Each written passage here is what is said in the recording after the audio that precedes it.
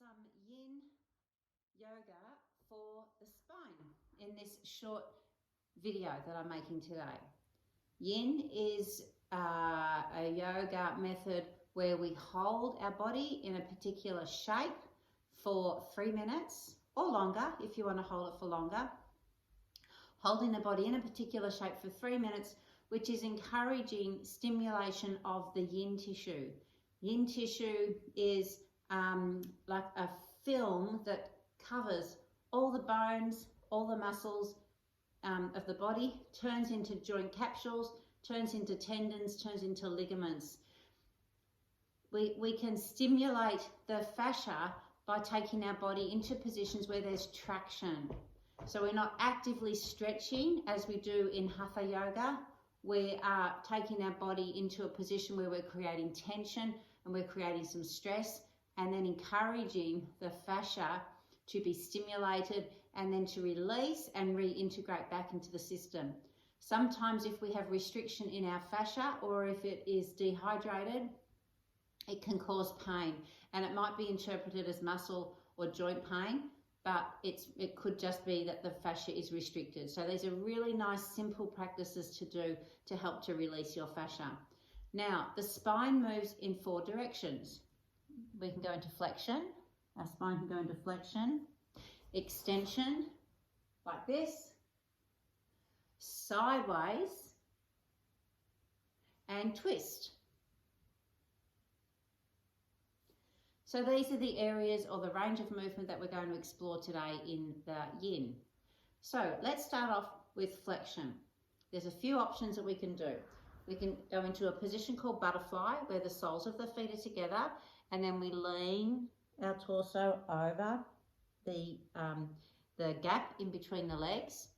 If that isn't a good thing for your groin or your hips to do, you can have your legs straight. This is called caterpillar, and then lean your torso over your straight legs. If that puts too much pressure on your hamstrings, grab your bolster or your cushion or rolled up blankets. Bolsters are fantastic. If you're serious about yin, I would recommend that you buy one of these. You can place your knees on a bolster. In fact, I'll demonstrate it like this today.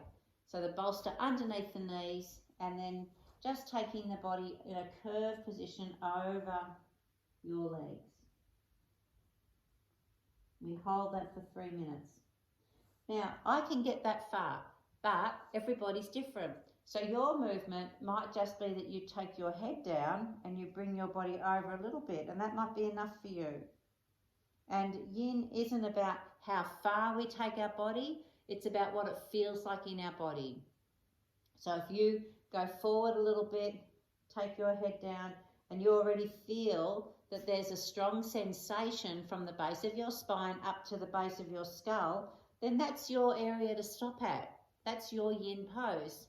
So it's really as simple as that. We're not interested in big movement, we're just interested in some kind of movement. And when you find your place where you think you can hold it for 3 minutes and it feels good for you, then set your timer for 3 minutes. When you've finished all yin postures, we go into a position called rebound, which is lying, I'll have to disturb my cat now. Sorry, Ross. Rebound is lying on your back, like this, in a position called shavasana, or it might be for you lying on your front.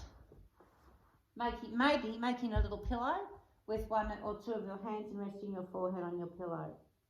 So we do that at the end of each yin posture. So I would suggest now that you pause this video and go into your butterfly or your caterpillar, or the yin pose that you're going to use to stimulate your erector spinae muscles, and take your torso into flexion. And then when you've done that and you've rested in your rebound for 1 minute, press play again and I'll be ready with the next one.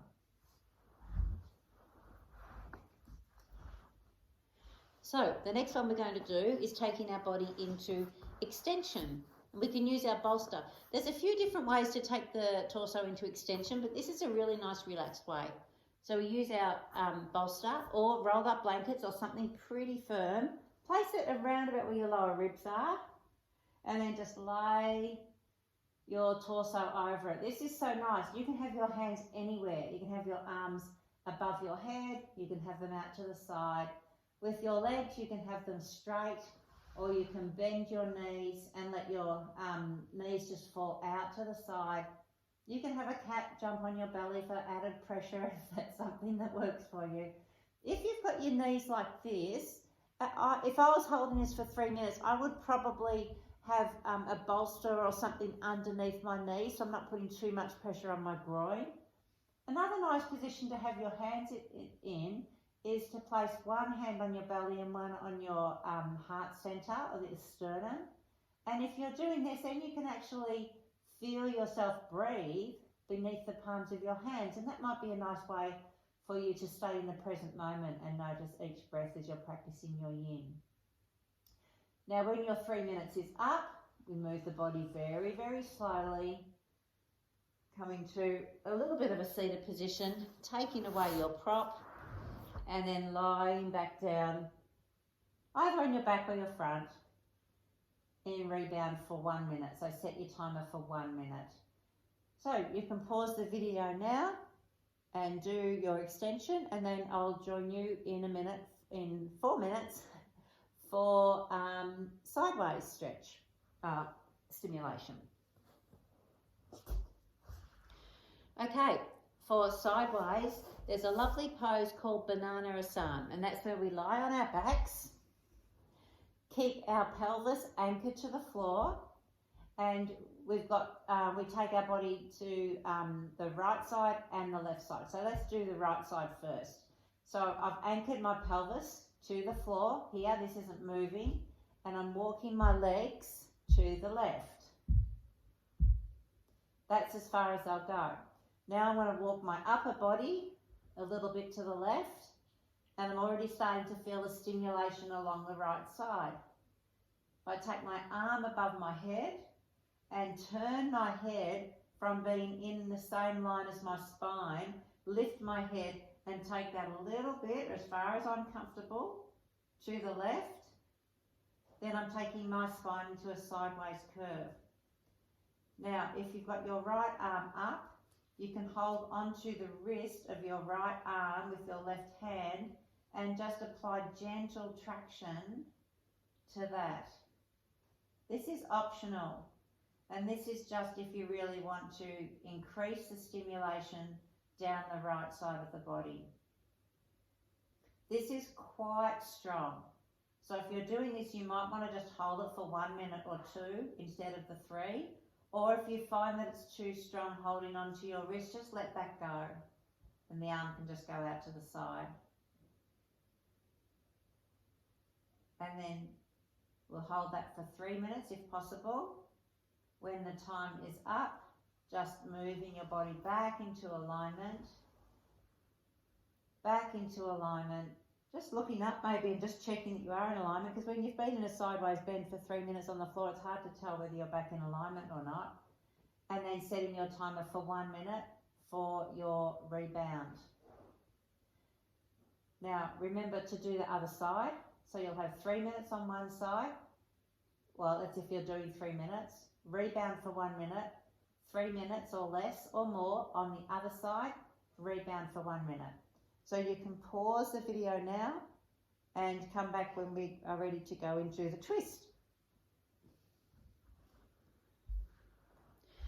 Okay, the twist can be done in 2 ways. If you've already been lying down a bit and you want to sit up, you can do this as a seated one, and I'll show you how to do that now. So you can sit with your legs crossed. If you're comfortable sitting with your legs crossed, this is a good position. If not, you might want to sit with your legs out straight on the floor, or placing that bolster underneath them again. That's why it's important to have the bolsters nearby so they're easily accessible. So I might demonstrate with the bolster under my knees. Okay, bolsters in position. You might notice that I just adjusted my spine, because when I first sat up, I was a bit like that. So I'm just lengthening my spine. When I do that, I'm creating distance in the vertebrae, and it's going to enable a more efficient twist for me. I'm going to twist to the left. So I'm just going to bring my arms out to the side. Doesn't really matter how you do it, but to me this feels like I'm already opening, and then turning my body to the right, taking my right hand behind me, and my left hand is just going to perhaps my side or my knee, and also turning my head to the right to look behind me. So this is important because the twist is occurring now from the base of the spine right up to the base of the skull. So each vertebrae is being affected. Now that's the way to do it if you're using a bolster. If you're comfortable sitting cross-legged, you can probably get more leverage doing it this way because you can hold onto your right knee with your left hand, and you might get a little bit more leverage that way. And setting the timer for 3 minutes. Another way to do a twist is on the floor. Bending the knees, keeping the knees together, and your arms can go out to the sides, or you can interlace your fingers under your head and taking the knees to the floor, one side. I'm going to the right side. Now if your knees don't reach the floor, that's okay. Just pop a blanket or something underneath them so they're resting on something solid, and turning the head in the opposite direction. So this is me taking my spine into a twist. I'll show you what it looks like on the other side. Something like that. With yin, not everyone looks the same because everyone's got different bodies and everyone can move differently and make different shapes with their bodies. So it doesn't matter what you look like. I know I'm taking my spine into a twist.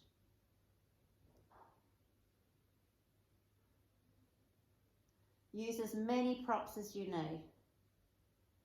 The twists, they can be actually quite beautiful. You might want to hold a twist for even longer than the 3 minutes. If you have enough props and support, then the twist can be really beautiful. Just remember though, when you're moving in and out of yin, to move really, really slowly. And that's why it's important to have a space that you've created that's where you're not going to be disturbed. And where, you know, let's say you allow half an hour for your yin. You can maybe time it so you can really make the most of your 3 minute sections that you're holding your pose in. Or if you really like one, you might want to spend longer in that one and less time in another one. Because remember what I said at the start, it only takes 1 minute for the fascia to release, and any time over that is just a bonus. So the same with the twist, hold for about 3 minutes, come out of it very slowly, do your rebound for 1 minute, go to the other side for 3 minutes. Don't forget to do the rebound on the last one as well. So if you've done this, you've taken your spine into flexion, you've taken your spine into extension, you've taken your spine into sideways movement and into a twist. And you've really given the fascia at the front of the spine and at the back of the spine an opportunity to be stimulated and released, and hopefully it's going to help you to be less stiff in your spine and relieve any low level pain. Okay, hope you enjoy that. Namaste.